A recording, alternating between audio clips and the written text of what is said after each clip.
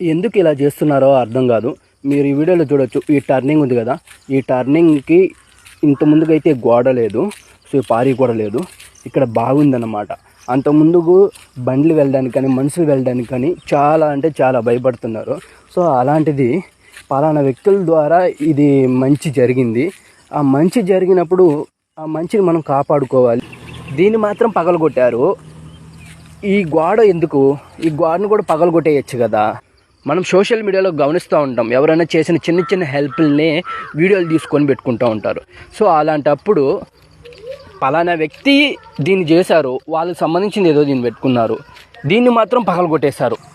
మనము ఎవరి కోసం అయితే పోట్లాడుతున్నామో వాళ్ళేం అక్కడ హ్యాపీగా ఉంటారు. ఎక్కడికి వెళ్ళా కానీ చుట్టూరా మనుషులు, విచ్చలవిడమైన ఖర్చులు, వాళ్ళు బిందాసుకుంటారు. మనమే అడక్కి తినిపోయేది. అది మాత్రం జ్ఞాపకం పెట్టుకోండి. సో నేను ఎవరికీ అయితే సపోర్ట్ చేయలేదు.